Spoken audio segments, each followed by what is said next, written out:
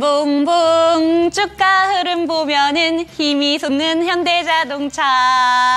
네, 이 노래는 꼬마 자동차 붕붕의 OST를 한번 불러봤습니다. 현대자동차 인베스터데이가 오후 3시에 개최가 됐고요. 그러다 보니까 3시 구간부터 갑자기 탄력을 받아서 막판에 4%대까지 끌어올려줬습니다. 오늘장 윤재의 초이스 현대차 바로 한번 들고 와봤는데요.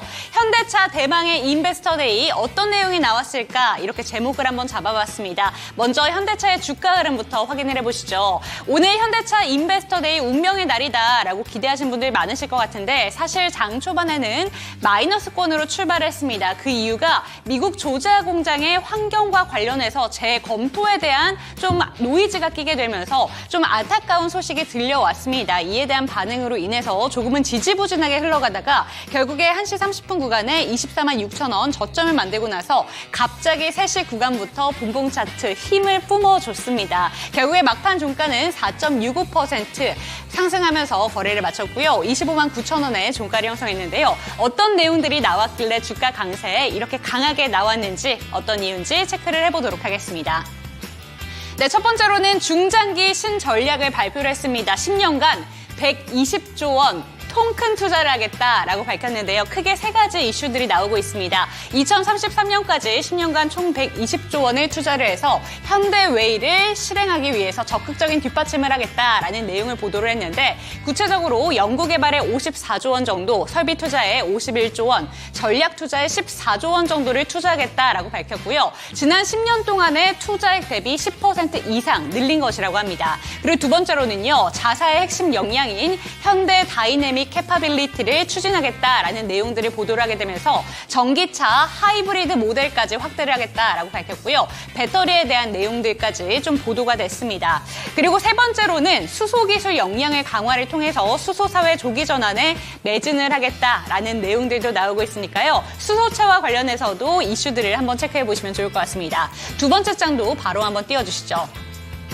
네, 현대차 주주분들이라면 이 내용을 가장 기다리지 않았을까라는 생각이 드는데요. 주주환원 정책 지속 확대를 위해서 추진을 하겠다라는 내용을 밝혀왔는데 2023년과 2024년 그리고 2025년 내년부터 어떻게 바뀔 것인가 살펴보면요. 주당 최소 배당금을 10,000원 이상으로 설정하겠다라는 내용이 나왔고요. 보신다면 3년 평균 ROE가 11에서 12% 정도를 지향하겠다라는 내용도 밝혔습니다. 다음 장도 바로 한번 띄워주시죠. 네, 지금 보시면 2025년부터 2027년까지 TSR 35% 정도를 하면서 주주환원 정책을 실시하겠다라고 밝혔는데요.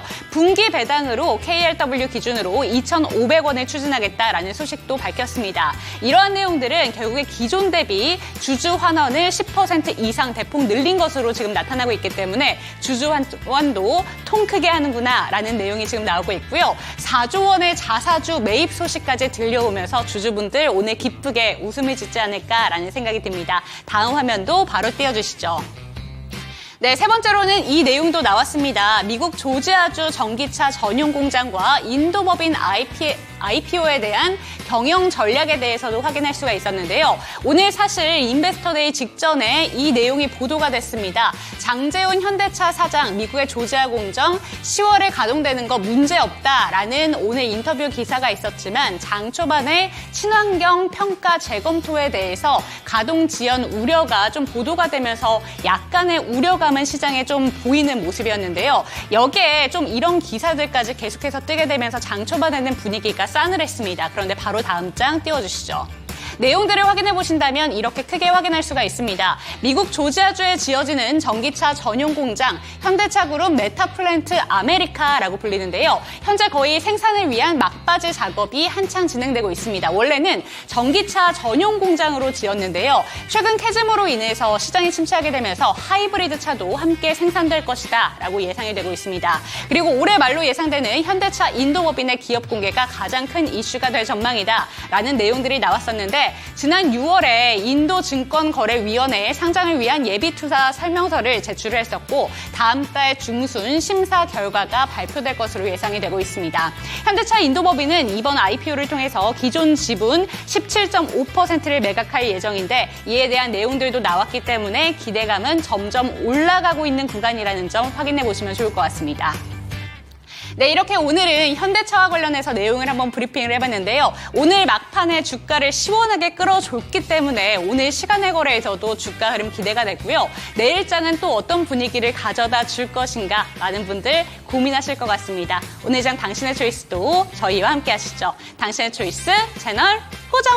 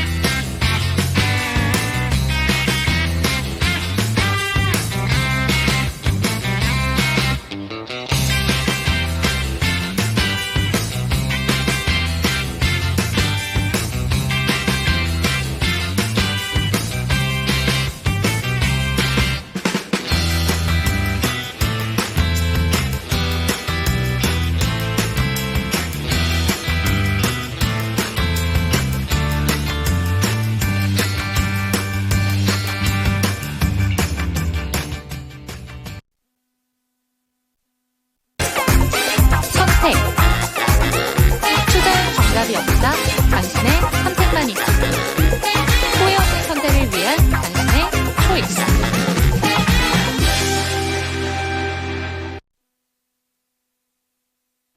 네, 후회 없는 선택을 위한 당신의 현명한 초이스를 도와드릴 저는 이은지고요. 이 시간 함께 하실 전문가부터 소개해드리도록 하겠습니다. 대범 투자자문의 조성일 대표와 이 시간 함께합니다. 대표님 안녕하세요. 네, 안녕하세요.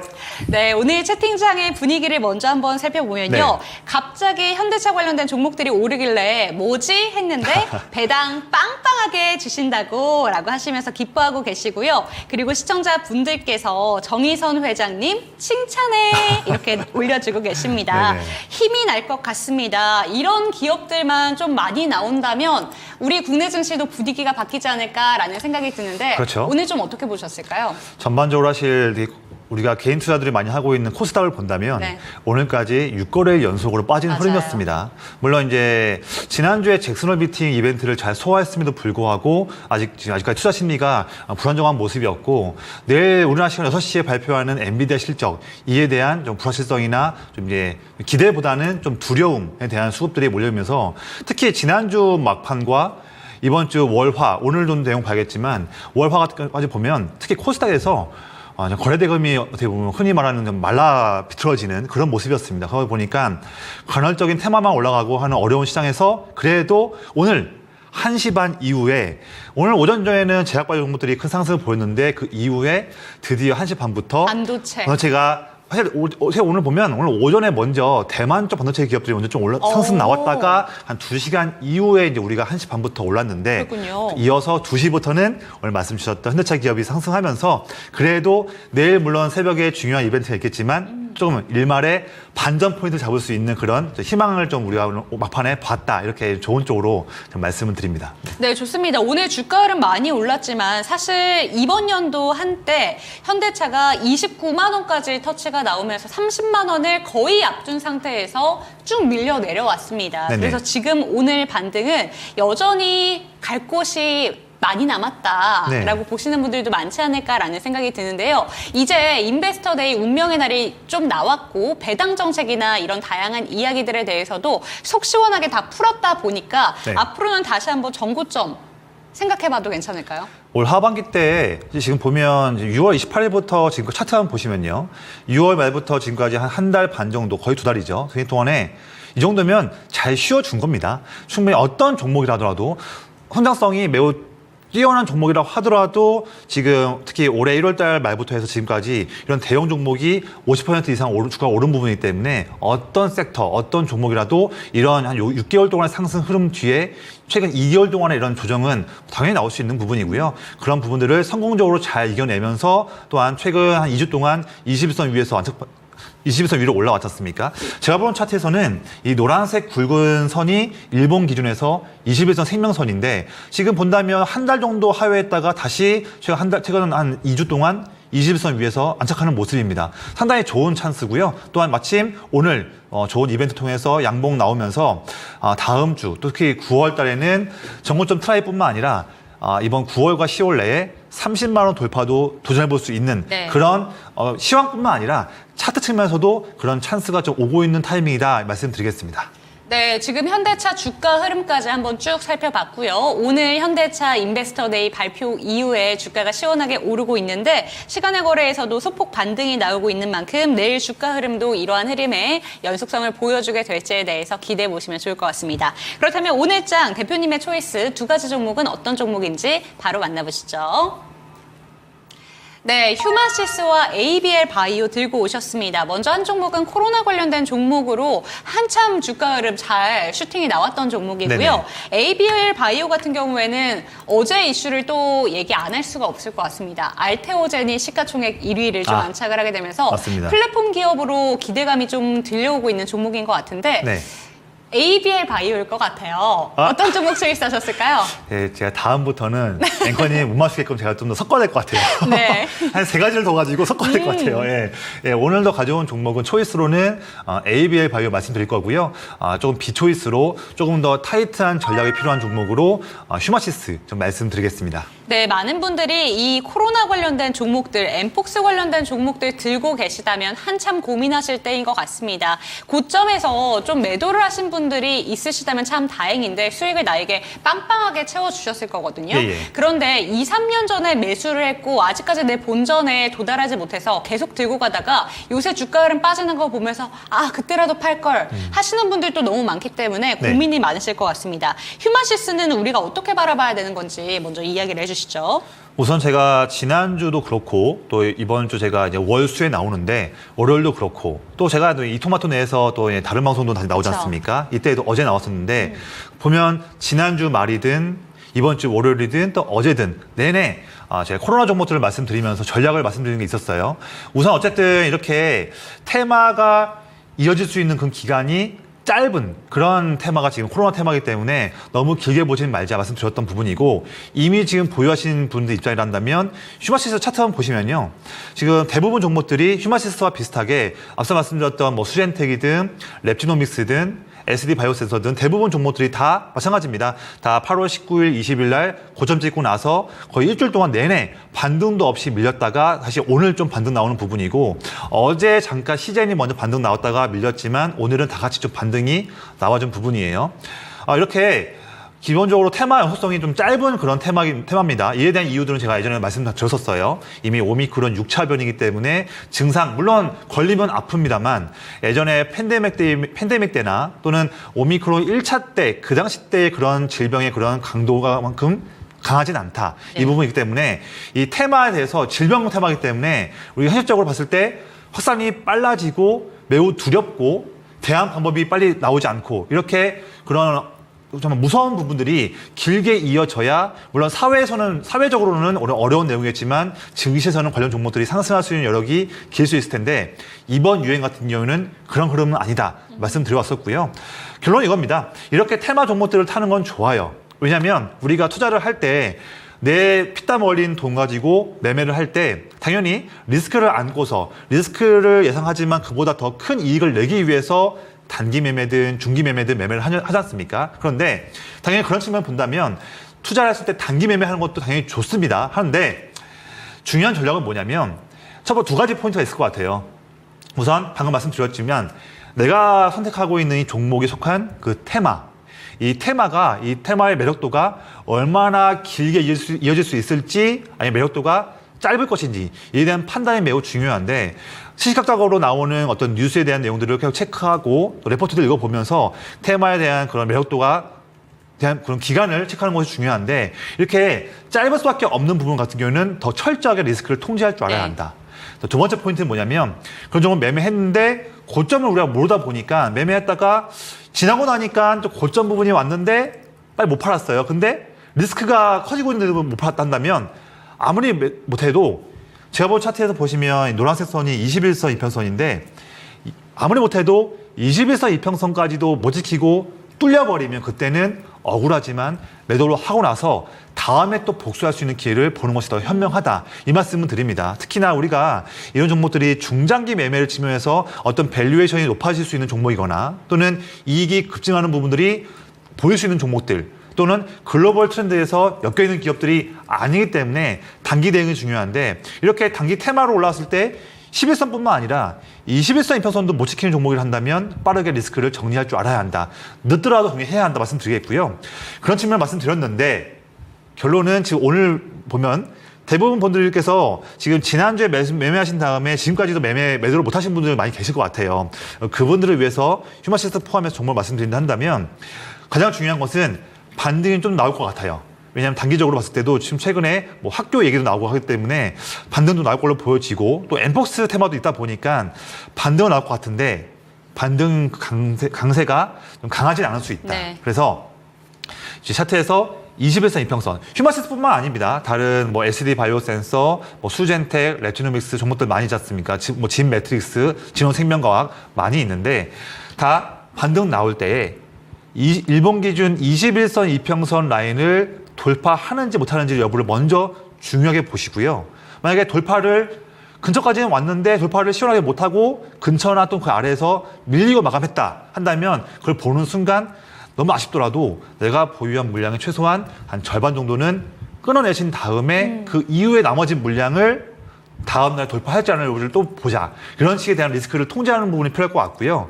만약에 절반을 매도했는데 그 이후에 남은 물량 가지고서 21선 이평선을 돌파를 했다 한다면, 그때는 그 다음 라인에는 쉽게 본다 한다면 다음에 11선 이평선 라인은 돌파 여부를 또 나머지 물량은 보시라, 이렇게 말씀드리겠고, 이번 반등 때 다시 8월 19일, 20일 날 나왔던 그 고점까지는 나오기는 쉽지 않을 것이다. 투자 매력도가 그만큼 크지는 않다 말씀을 드리겠습니다. 네, 투자 매력도가 그 전과는 다른 상태에 놓여져 있기 때문에 이번 반등은 기술적인 반등에 불과할 수 있다라는 점 좀 유의해서 보시면 좋을 것 같고요. 그런데 이 코로나 관련된 종목들이 좀 엠폭스 관련된 종목이랑 많이 엮입니다. 그렇기 때문에 이 질문 한 가지만 드리자면, WHO에서 엠폭스 비상에 대해서 다시 한번 이야기를 하면서 긴급 자원으로 1,800억 정도가 필요하다라는 내용이 오늘 초반에도 보도가 됐었는데요. 네네. 그렇다면 이쪽은 좀 코로나랑 다르게 볼 수도 있는 게 아닌가라는 생각이 들면서 다시 한번 힙을 받을 수 있지 않나라는 생각도 들었는데, 이쪽 역시 큰 기대는 갖지 말자라고 보면 좋을까요?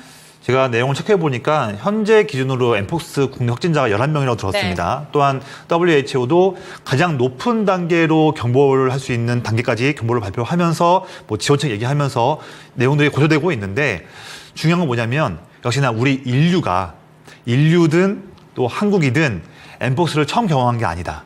이 부분이 중요한 것 같아요. 항상 이 질병, 물론 당연히 걸리면 안 되겠지만 우리가 투자 측면에서 본다면 지금까지 한 번도 겪어보지 못했던 새로운 질병, 그쵸. 그리고 이 질병에 대해서 대안이 아예 전무하거나 있다고 하더라도 당장 실행 가능성이 빠르지 않은 부분들, 이렇게 위험이 증폭되고 있고, 너도나도 지금 걸려가지고 어려운 부분들, 이런 위기가 고조되고 미지의 세계일 때, 네. 이때 주가 폭등이 나올 수 있는 부분인데, 엠폭스도 사실 2022년에 나온 내용입니다. 나온 내용이고, 확진자가 그렇게 많이 나올 수 있는 그런 상황이 아니다 보니까 이 부분도 우리 투자하는 측면에서 그렇게 매력도가, 물론 단기 뭐 하루 이틀 정도 수혜가 들어왔을 때 그렇게 매매하는 거는 당연히 좋지만, 이거를 뭐 일주일, 2주일, 나는 한 달 봐야겠다, 이렇게 좀 더 멀리 보는 관점으로 리스크 통제하지 않은 상태에서 접근한다면 낭패 볼 수가 있겠다. 네. 이런 부분들을 염두하면서 체크해야 한다 말씀드리겠습니다. 네, 그렇다면 오늘 장 초이스 종목으로 바로 한번 이야기 넘어가 보도록 하겠습니다. ABL 바이오가 오늘은 살짝 눌렸어요. 그런데 어제 신고가를 갔습니다. 실적 우려를 치료할 수 있는 기술을 수출했다라는 소식이었는데 중국 임상 일상 완료 소식도 또 전달이 되면서 마일스톤 수령을 한다라는 내용들도 함께 전해지고 있습니다. 예. 요새 바이오 종목들 호재 없으면 섭섭한 종목들이 맞습니다. 많지 예. 않을까라는 생각이 드는데 네. 앞으로 쭉쭉쭉 이 흐름을 타고 가서 신고가 또 한 번 나올 수 있을까요? 네, 저는 그런 관점이기 때문에 자신 있게 가져왔고요. 네. 요즘 또 어제랑 오늘 보다 보면 저도 이제 장중에 시장 공략을 하면서 제가 정보를 받는 부분들이 여러 가지가 있는데 지금 시각적으로 내내 장중 내내 이 종목도 신고점이다. 맞아요. 막 쓰는데 다 보면 제약바이오 종목들이에요. 바이오예요. 그것도 다 조만 종목들이 아니라 정말 중대형 종목들, 구체화 종목들이 다 신고가 세우고 있습니다. 이렇게 시장 트렌드가 바뀌고 있는 부분은 지금 뒤늦게 봤다고 하더라도 공부도 하고 따라갈 줄 알아야 돼요. 일부 내 포트폴리오 계산 외에 일부 종목들이라도 일부 비중이라도 있어야지만 그런 포모 현상이나 아니면 성과를 개선시킬 때에 소외되지 않는다 말씀드리겠는데 중요한 건 이거죠. 그러면 사실 뭐 제약바이오 종목들 섹터 금리 인하 될 수 있는 사이클도 오고 있고 비용에 대한 부분들도 아낄 수 있는 부분에다가 뭐 유한영양이든 다양한 기업들이 굵직한 성과를 내고 있고 또 이제 9월 23일 날에 이제 알테오젠 이슈도 있으니 학회 일정도 있고 하니 네. 점점 투자 심리가 좋아지는 부분은 알겠지만 어떤 종목이 너무 많아가지고 뭐 셀트리온조차도 세부적으로 본다면 뭔지 모르겠는데 맞아요. 그럼 어떤 종목을 내가 해야 정말 내가 좀 마음 편하게 매매하면서 수익 낼 수 있을까, 참여할 수 있을까 이런 부분이 많이 궁금하실 것 같아요. 제가 그래서 제가 지난 방송 때도 그렇고 네. 또 최근 방송 때에도 여러 번 제약바이오 잘 모르시는 분들께서는 세 가지 정리해 포인트 주셨어요. 말씀드렸는데 그 방송은 이제 지난 방송 보시면 될 것 같으니까 네. 한 번 더 보시길 말씀드리겠고요.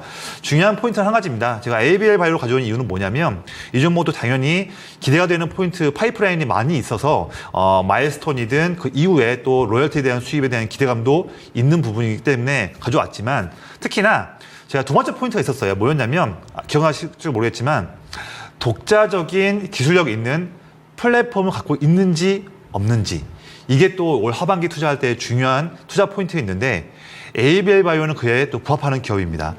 두 가지의 매우 중대한 트렌드를 될 수 있는 포인트가 플랫폼이 있어요. 하나는 이중항체 관련해서 항암제 관련해서 중요하게 쓰일 수 있는 이중항체 관련한 플랫폼이 있는 부분이고요.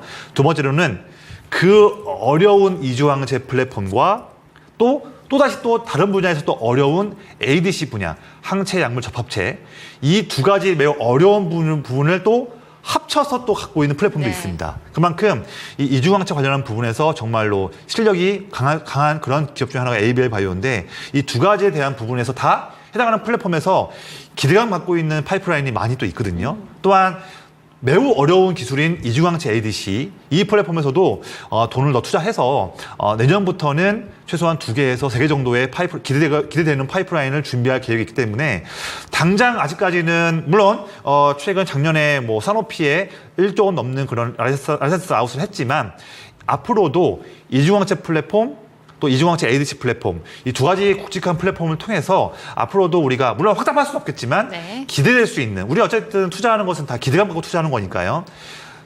양질의 투자 자금이 모일 수 있는 기대감이 있는 그런 매력 포인트가 있는 플랫폼들을 가지고 있다. 이런 부분을 좀 말씀드리겠고 제가 준비한 또 두 번째 자료가 또 하나 있습니다. 방금 말씀드렸던 자료 말고 두 번째 또 자료가 하나 더 있는데요. 네, 이 내용인데 화면이 좀 작지만 결론 말씀드린다면 올해에도 다양한 분야, 좀 어려운 내용이지만 이중항체 내에서도 뭐 뇌혈관, 뭐 배리어, BBB 셔틀이든 다양한 부분이 또 있어요. 뭐 있는데 여러 같은 거 하면 또 ADC도 있고요. 여러 상세한 분야에서 다수의 파이프라인을 보유하고 있는데 올해에도 기대되는 파이프라인에 대한 임상 진행이 있겠지만 특히나 내년도에 더욱더 뛰어난 기대할 수 있는 그런 부분들이 많이 대기하고 있다. 네. 이 부분을 본다면 내년 상반기를 본다면 지금부터 우리가 꾸준하게 투자할 수 있는 시기가 오고 있다 말씀드리겠고요. 차트 한번 보시면요.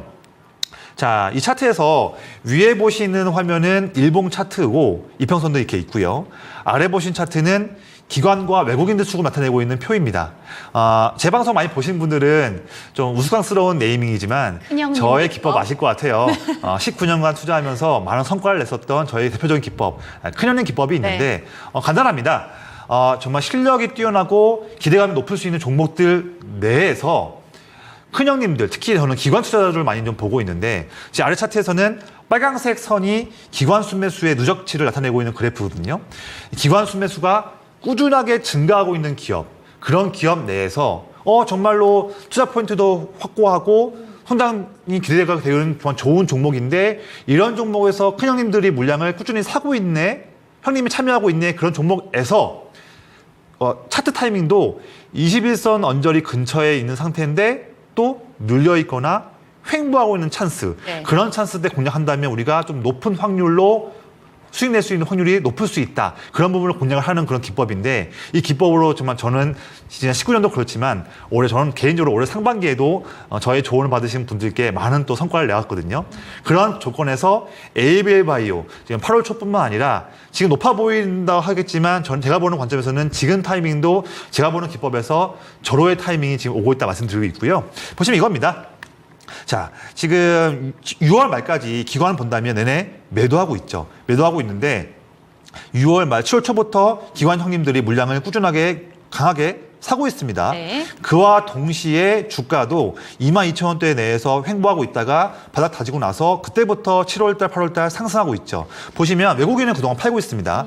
결국 7월과 8월달에 주가가 상승하고 있고, 또한 4, 5, 6월달에 횡보하던 주가를 상승시켰던 그런 주포는 빨간색에 있는 기관이다. 그런데 그 주포가 여전히 지금도 물량을 꾸준하게 사고 있다.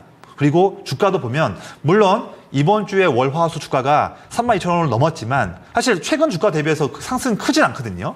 그런데 결론적으로 본다면 지금 7월 말과 8월 말 본다면 한 달 동안 내내 31,000원, 32,000원 라인을 크게 벗어나지 못하고 있다. 그런 점 봤을 때는 횡보한다고 볼 수 있는데, 그런 와중에도 기관 형님들 주포는 물량을 더 강하게 사고 있다 본다면, 제가 보는 관점에서는 그런 파이프라인에 대한 기대감, 플랫폼에 대한 기대감, 또 수급에 대한 강한 수급 본다면 다음 제 전일성에 본다면 최근에 상승하고 있는 삼성 바이오로직스, ABL 바이오, SK 바이오팜 종목들 많이 다 오르고 있는데, 다음 또 기회를 봤을 때는 ABL 바이오가 되지 않을까 하는 그런 기대감 갖고서 좀 그런 좋은 관점으로 말씀을 드리겠습니다. 네, 맞습니다. 하반기에도 바이오 종목들이 좀 힘을 낼 것이다 라는 기대감 많이들 갖고 계신데, 그동안 내 포트폴리오 내에 바이오 종목들이 없으신 분들은 섭섭하셨을 것 같습니다. 어떤 종목을 담아야 될까 많은 분들 고민하신다면 이 종목들을 좀 눈여겨보셨으면 좋겠고요. 오늘 장 초이스는 ABL 바이오 살펴봤습니다. 화면으로 만나보시죠.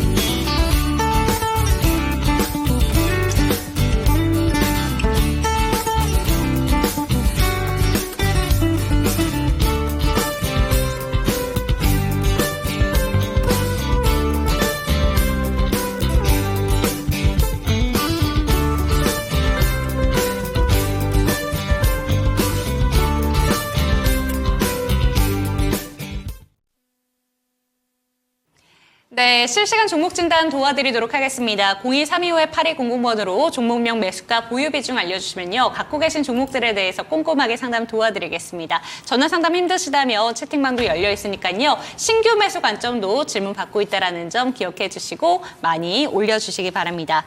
네, 첫 번째 종목입니다. 토마토 설탕 맛있어. 저희 회사 이름도 토마토 관련이 되어 있는데 이 종목으로 바로 한번 가볼게요. 녹십자입니다. 175,500원에 비중은 10%입니다. 유한양에 따라서 이 종목은 안 갈까요? 거진 2년 보유했습니다. 왜 이렇게 주가가 매가리가 없는지 진단 부탁드립니다. 이렇게 왔는데요. 사실 오늘 이 사연이 물론 이분은 2년을 보유하셨지만 공감 안 가시는 분들이 있으실 것 같은 게 오늘 신고가 경신 나왔어요.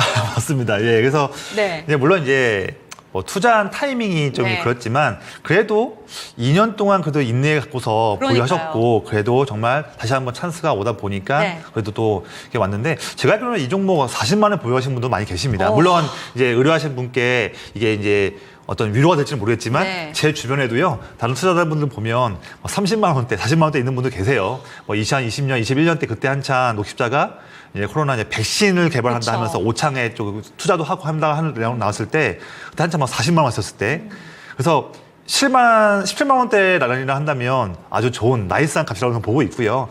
결론적으로 봤을 때는 저는 이번에 뭐 코로나 그런 거 부분뿐만 아니라 애초에 이 기업이 백신도 그렇지만 특히 이제 우리가 희귀 질환 치료제에 대해서 강점이 있는 기업입니다. 그리고 또 이제 항상 이제 기본적으로 백신 관련해서도 강점이 있어서 뭐 대상포진 관련한 백신 관련 그런 임상침 이상하고 있는 부분도 있는데 이 부분도 좀 하반기 때 나올 걸 전망이 되고 있고요.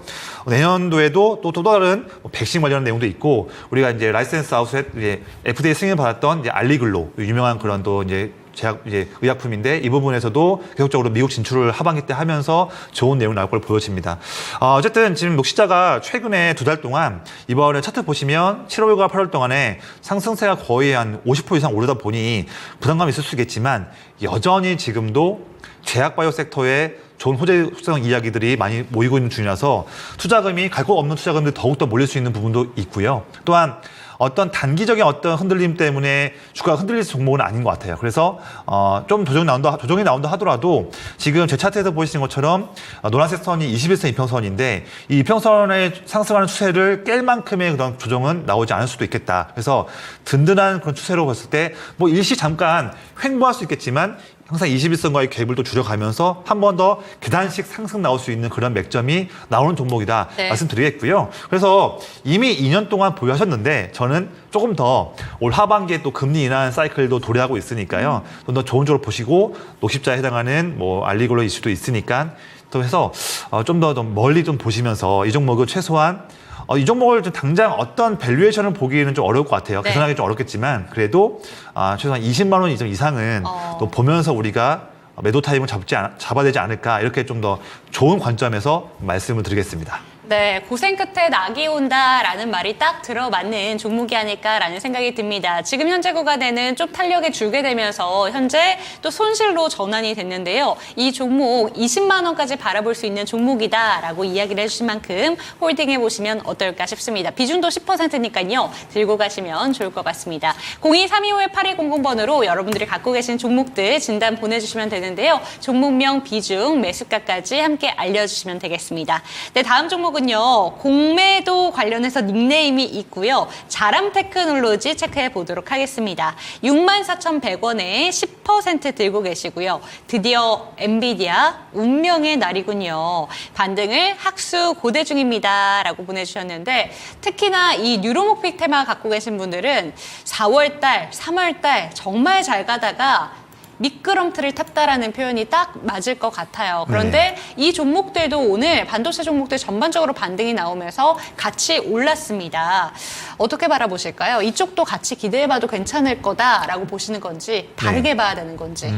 사실 의뢰하신 분께서 6만 원대다 보니까 거의 지금 한 3분의 1 정도, 한 30% 정도 마이너스가 좀 되는 상황이라서 저도 좀 더 이제 희망적인 말씀을 좀 드려야 할 것 같은데 다른 반도체 기업들 만약에 내일 아침에 엔비디아도 실적 잘 나오기도 하고 또한 9월, 10월 달 쭉 이어지면서 다시 한번 북미 쪽에서도 빅테크 기업들이 주목받을 때 국내 반도체 기업들도 이제 오랫동안의 쉼을 마치고 반등 나올 수는 있겠는데 사실 자람 테크놀로지가 주가가 지금 한 3개월, 4개월 동안 거의 한 마이너스 한 60% 정도 이상 빠졌던 그런 가격적인 매력이 있는 거 외에는 독자적으로 큰 상승 나올 수 있는 그런 이벤트나 이슈가 조금은 하반기에는 부재하지 않을까 하는 그런 조심스러운 말씀을 드리겠습니다. 그래서 물론 이 종목이 단기적으로 이제 가격 매력 때문에 반등 나올 수는 있어요. 한번 나오게 되면 10% 이상 나오는 거는 또 일도 아니기 때문에 그런 부분을 볼 수 있겠지만 좀 현실적인 목표치로는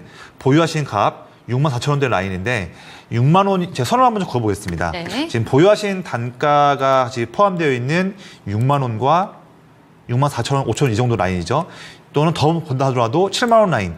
이 부분까지가 반도체 섹터가 반등이 뭐 내일이든 9월이든 또 9월 말까지든 나온다 하더라도 이 정도까지가 좀 현실적인 좀 반등이 아닐까. 왜냐하면 이 종목이 사실 이제 제대로 하는 일은 통신용 반도체를 설계 제조하는 좀 네. 팹리스 쪽 기업 일을 하고 있는데 주목받고 있는 게 두 가지 포인트입니다. 하나는 이제 뉴로모픽, 우리가 더욱더 크게 진일보된 그런 이제 인공지능이라고 불리고 있는 그런 AGI라고 불리고 하는데 좀 어려운 용어지만 이 부분에서 쓸 수 있는 뉴로모픽 반도체, 이 부분에서 주목받고 있는 기업이고, 두 번째 포인트는 이것도 좀 이제 좀 어려운 부분인데 반도체 설계를 할 때에 또 새롭게 성능 높일 수 있는 아키텍처라고 불리고 있는 좀 이제 참 어려운 내용이에요. 리스크5라는 내용이 좀 있습니다. 이 부분이 있는데 이게 이제 퀄컴, 구글, 삼전 다 같이 이제 협력하는 그런 부분에서 자람 테크놀로지도 같이 소속되어 있는 그런 기업인데 올 하반기에 이 종목이 독자적인 어떤 이벤트로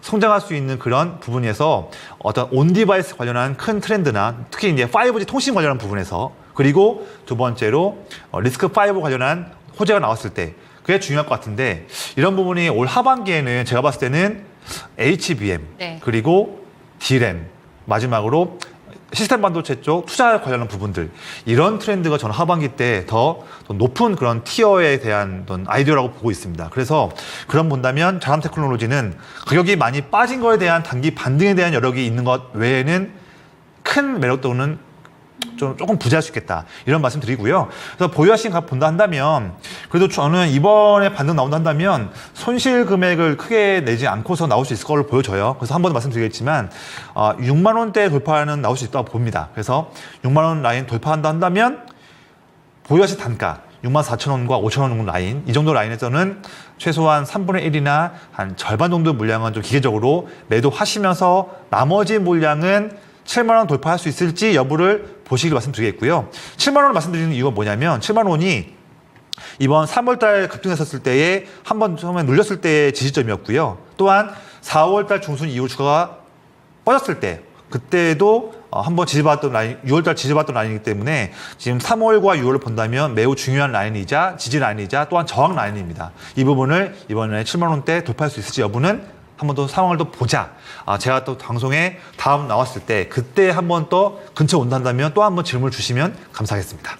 네, 마냥 긍정적인 뷰만 갖고 갈 수는 없다라는 점 짚어주셨고요. 7만 원 이상까지 바라보기 위해서는 먼저 뚫어야 되는 6만 원대 매물대 구간이 있다라는 점도 함께 체크가 되셨으면 좋겠습니다.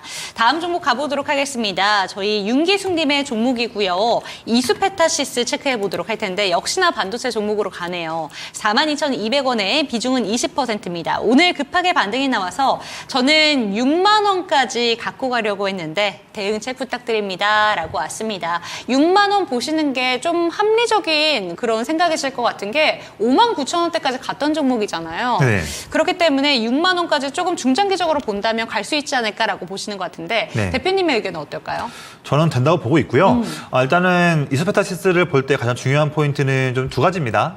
첫 번째 포인트는 당연히 내일 이제 오전에 엔비디아에 대한 실적뿐만 아니라 가이던스. 왜냐하면 가이던스는 향후 3개월, 6개월, 1년 정도의 그런 목표치를 회사가 제시하는 부분인데 이게 시장이 전망하는 부분과 좀 이렇게 예상치를 부합하는지 그걸 또 오버하는지에 대한 부분이 중요한 부분인데 이게 실적뿐만 아니라 이제 투자 심리적인 부분도 중요하지 않습니까? 근데 저는 최근 6개 분기 연속으로 엔비디아가 예상치를 더 뛰어넘는 좋은 모습을 보였는데 저는 아마 내일도 분명히 좀 좋은 모습을 보일 수 있을 것이다 네. 말씀드리고 있고요. 왜냐하면 우리 엔비디아의 실적뿐만 아니라 가이던스를 볼 때 선행으로 볼 수 있는 부분이 또 포인트가 있어요. 뭐냐면 이번에 엔비디아 이번 회계연도 때의 회계 분기 때를 본다면 이미 앞서서 7월 달에 TSMC의 매출이 또한 서프라이즈로 잘 나왔다.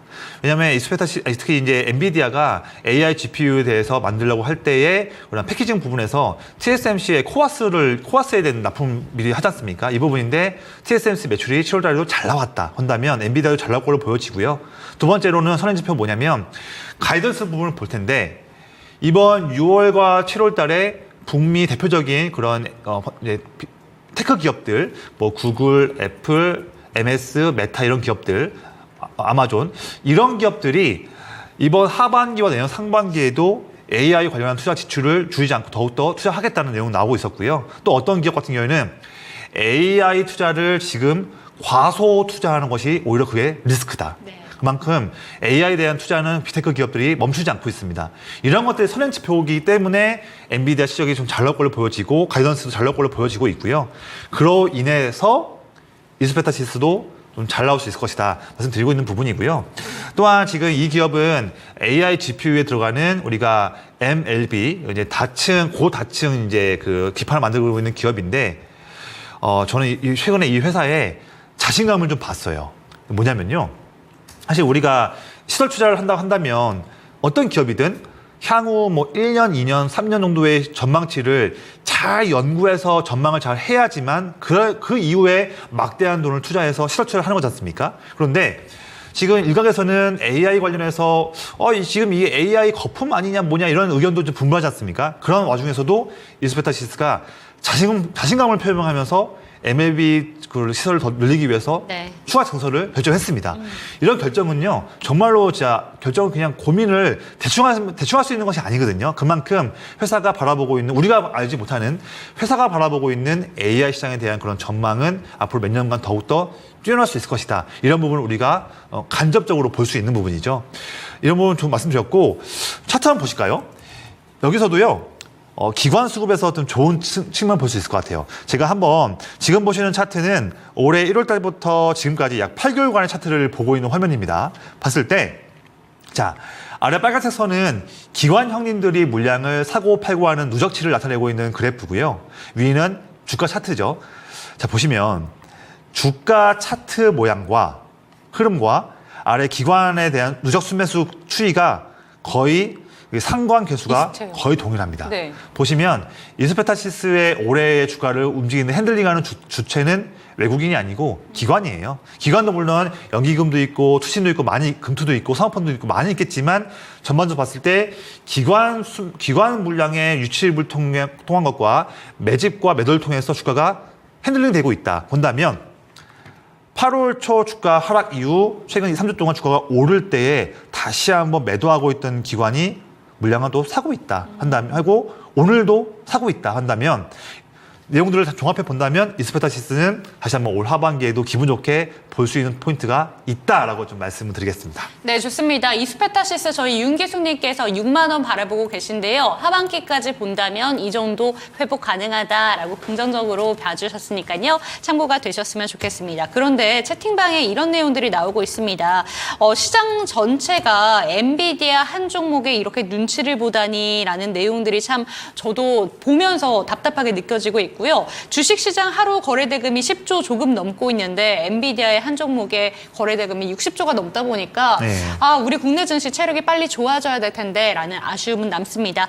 조금 내일 실적 제발 잘 나오기를 바라보면서 주가 흐름도 반전이 있기를 기다려 보겠습니다. 다음 종목 가볼게요. 유튜브에 금강불개님의 종목이고요. 포스코 인터내셔널 체크해 보도록 하겠습니다. 48,000원에 10%고 조금씩 올라가는 듯 했는데 오늘은 조금 떨어졌습니다. 계속 갖고 가도 될지 비중은 10%인데요. 어떻게 보실까요? 라고 질문을 보내주셨는데 포스코 인터내셔널이 S&P와 무디스에서 오늘 최초 등급 책정 기사가 나왔습니다. 그런데 반응이 없어요. 네. 안정적이다라는 제가 기사를 보고 나서 네네. 오늘 좀 기대해봐도 괜찮지 않을까요? 라고 제가 11시 구간에 이야기를 언급을 했었는데 네. 오히려 빠졌습니다. 예. 이런 건 반응이 원래 없는 건가요? 사실 지금 이제 뭐 좋은 내용일 수 있는데 네. 지금 시장이 지금 기대하고 어떤 수급을 투자하는 그런 부분은 이제 해당하는 포인트는 조금 이제 빗나가 있다 보니까 오늘 한데 사실 뭐 오늘 하루만 투자하는 건 아니니까요. 그렇죠. 어째 이런 반응들이 다 차곡차곡 쌓이면서 결국에는 주가가 반응할 수 있는 겁니다. 왜냐하면 우리가 좀 여담이지만 전 투자 공부를 하시는 분들은 앙드레 코스톨라니의 강아지 산책하는 강아지 부분을 네. 좀 내용 이해를 좀 아실 것 같아요. 그 이제 비유인데 주인이 강아지 목줄 잡고서 산책하고 있습니다. 하고 있는데 강아지가 너무 기분 좋아가지고 막 주인 앞에서 달려가면? 뛰어갈 수도 있는 거죠. 네. 이게 주가예요, 주가. 네. 걸어가고 있는 주인은 실적에 대비해서 천천히 펀더멘탈이 올라가고 있는 부분이고요. 그런데 주가는 강아지처럼 한참 앞서서 뛰어가다가 또 주인이 목줄이 팽팽해질 수도 있고요. 주인이 땡길 수도 있는 것이면 그쵸. 다시 또 오는 것이고요. 네. 근데 결국에는 주인이 앞으로 걸어가고 있기 때문에 주가가 흔들림이 있고 당장 하루하루 반응은 안 될 수 있겠지만 결론적으로는 같이 따라간다. 이 부분 말씀드리는데 앵커님 말씀 주셨던 부분도 포함이고 또 포스코 인터내셔널은 지금 이제 우크라이나 관련해서도 지금 곡물 창고 관련해서 이벤트가 또 있는 부분이고 중요한 것은 대왕고래 모멘텀이 특히나 이미 일정들이 다 정해져 있습니다. 지금 조만간 이제 대왕고래 관련해서 주관사 입찰 관련한 내용도 나온다고 하는데 내년 상반기 때 올해 이제 12월에 할 1차 시추 관련해서 결과가 내년 상반기에 나올 전망인데 지금 이 테마는요. 제가 봤을 때는 그 불확실성이 거의 좀 별로 없다고 좀 보고 있어요. 네. 왜냐하면 일정들이 다 대부분 정해져 있는 상황이고 또한 글로벌 IB들과 또한 글로벌 메이저 오일 플랜트 기업들이 다 같이 관심 갖고 있는 기업이 트렌드다 보니까 그만큼 더욱더 큰 돈들이 관심 갖고 있는 테마다. 또 일정들이 정해져 있다 해서 내년 상반기 때 1차 시추된 결과가 나오기 전까지는 우리가 좀 편안하게 투자할 수도 있겠다 말씀드리는 부분이라서 의뢰하신 분께서 너무 이렇게 장원 800원이나 한다면 마침 그래도 좀 좋은 좀 잘 이익 내고 계시네요. 또 보면요. 예. 지금 올해 저점보다 더 낮은 값에서 매수했기 때문에 저는 이익을 최소한 포스코 인터내셔널이 다양한 대왕고래든 뭐 지금 우크라이나 재건 쪽이든 다 같이 엮여 있는 기업이기도 하니까 저는 좀 인내심 갖고서 좀 여유 있게 투자하신다면 방금 제가 말씀드렸다시피 앙드레 코스톨라니의 산책하는 강아지 관련해서 부분들 일화를 떠올리시면서 어쨌든 주인은 앞으로 잘 걸어가고 있다. 그런 측면을 보신다면 여유 있게 최소한 지금 6만 원대 초반과 6만 원대 후반까지는 여유 있게 볼 수 있을 것이다. 이렇게 좀 전 좋은 쪽 관점에서 말씀드리고요. 한 가지 또 이슈는 좀 있어요. 뭐냐면 주가가 지금 최근에 6월 달에는 대왕고래 때문에 급등했다가 눌렸지만 결국에는 포스코 인터내셔널도 과거 22년, 특히 23년 이때 주가가 크게 올랐을 때 2차전지 관련 종목들로 같이 엮여서 올렸거든요. 왜냐하면 포스코 그룹에서 포스코 홀딩스나 다양한 또 그런 포스코 퓨처엠 같은 기업들이 이제 해외 쪽에서 리튬 광고든 니켈이든 다양한 부분을 하면서 포스코 인터내셔널도 같은 그런 이제 자원 트레이딩 관련해서 엮여 있는 기업이다 보니까 투자 심리 측면에서 2차전지와 엮여 있는 부분도 있겠다. 그런 부분들은 주가에 조금은 이제 좀 빠질 수 있는 부분도 있겠지만 그보다는 네. 대왕고래와 재건 테마 이 부분이 주가를 더 올릴 수 있는 호재가 있을 수 있다. 이런 테마들이 특히나 올 하반기에도 더욱더 강해질 수 있다. 이런 관점으로 말씀을 드립니다. 네, 좋습니다. 포스코 인터내셔널 하반기에도 긍정적인 이벤트들이 정말 많이 남아있기 때문에 주가 흐름 긍정적으로 보고 계시고요. 다음 종목 가보도록 하겠습니다. 가을동화님의 종목이고요. 노루페인트 11,150원에 비중은 10%입니다. 테마가 불 때마다 한 번씩 거래를 달고 이 종목도 함께 올라가는데요. 기다리면 본전까지 올 수는 있는지 진단 부탁드립니다. 이렇게 왔습니다. 11,000원대 들고 계시면 답답함이 있으실 것 같아요. 최근에 8,000원대까지 내려갔던 종목이고 노루페인트 하면 재건 관련된 쪽으로도 좀 엮이는 것 같고 테마 바람을 타고 같이 올라가는 종목인 것 같긴 합니다. 이 종목 좀 어떻게 바라보면 좋을까요? 일단 노루페인트 같은 경우도 지금 차트를 보시면 2월 달 초에 대량 거래량 터지면서 이때 급등이 한번 나왔다가 지금 3월, 4월, 5월, 6월 거의 5개월 연속으로 회복을 못하고 좀 많이 눌려있는 상황입니다. 그래서 많이 지금 상심이 크실 것 같고 또 11,150원이나 한다면 아마 제가 봤을 때는 아마 2월 달 때 아마 매수하신 것 같아요. 그래서 한 6개월 정도 지금 소화를 하고 계신 것 같은데 지금 타이밍 때 같은 경우에도 보면 당장 시장의 중심이 될 수 있는 종목은 좀 아니다. 그래서 지금 6개월째 고생하신 걸로 아마 추정이 되는데 조금 더 인내를 하면서 당장은 이 종목이 내 계좌에 없다 생각하시고 좀 더 좀 이렇게 조금 이제 관심에서 좀 버리시면 좀 치우치시면서 나중에 좀 더 다시 한번 좀 보자. 어떻게 보냐면 한 일주일이나 한 2주일 정도 좀 띄엄띄엄 보면서 이 종목에 대한 주가 상황을 보자 말씀드리겠고요. 당장 움직임이 크지 않아서 그런 말씀을 드린 거예요. 그리고 또한 이 종목이 움직일 수 있는 키워드가 뭐냐면 두 가지 포인트가 있죠. 하나는 재건.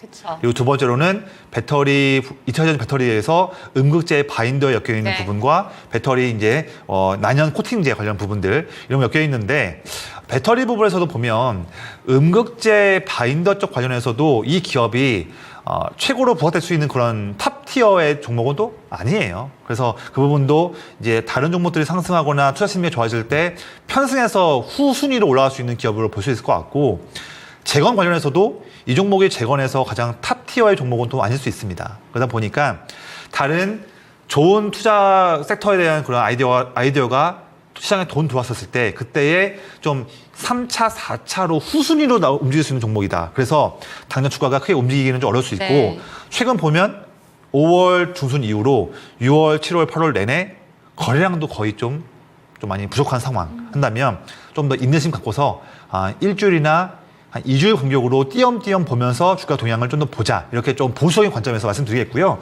주가가 한번 튄다면 사실 11,150원까지는 아니겠지만 최근 횡보했던 10,000원, 이제 선호 한번 그어볼게요. 최근 횡보했던 뭐 10,000원, 1,500원.